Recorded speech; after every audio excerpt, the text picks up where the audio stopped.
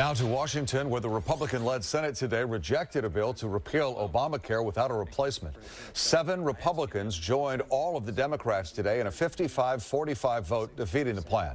Analysts say the GOP might do better with a trimmed-down health care bill instead of getting rid of Obamacare altogether.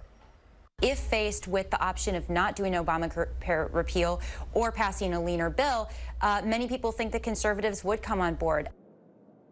Also today, Blue Shield warned senators against a straight repeal without a replacement. Blue Shield says having a replacement plan in place is crucial. Also in Washington today, the Pentagon says it's working with the White House to address President Trump's surprise announcement reinstating a ban on transgender troops in the U.S. military. The president made the statement on Twitter this morning saying that transgender people will no longer be able to serve in the military in any capacity. Transgender people have been able to serve openly since a ban was lifted last year. And KTVU political analyst Brian Sobel joins us now. First, we want to get your thoughts on the president's decision to reinstate the ban on transgenders in the military. Well, I think the timing is one of these things where you can't figure out what the agenda is coming out of the White House. Are we working on health care? Are we working on tax reform? Are we working on national security issues? But then this issue pops out as an issue that he wants to talk about, and it must be because he thinks he's appealing to his base. What do you think his reason is for doing this, though? It's really inexplicable in many respects. Why this issue? Why at this time? Yeah, there was a ban, but then it was lifted, and now why the timing to reinstate the ban?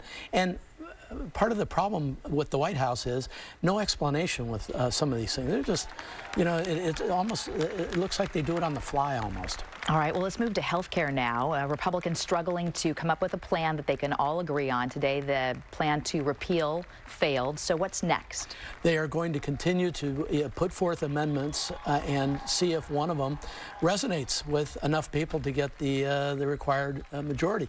The problem is that as these things are coming forward now, they don't have the support across the board, even among the Republicans. And Julie, that's a big deal because they can't even get close if they can't get all the Republicans to join in.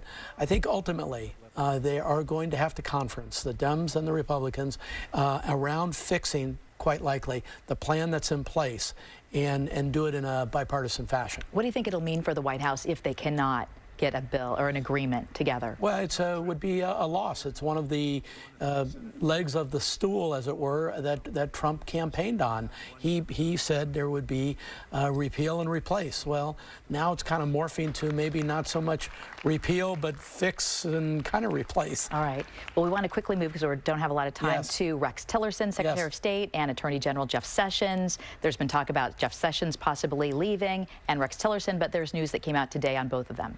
Well, in the case of Jeff Sessions, you wonder how much he wants to take from the president on a daily basis. He just gets beat up on Twitter and everything else. Tillerson I view in a different light. He was an enormous success in the private sector. I don't think, I mean, he's, in many respects, Julie, he's Trump's match. And I think you can see the difference in the treatment. And he said today he's not going anywhere. No. He's going to stay as long as the president wants him to stay. Right. All right. Well, we will have much more. There's always things to talk about. Absolutely. Coming out of D.C. Absolutely. Brian, thank you for your time. Absolutely. My pleasure.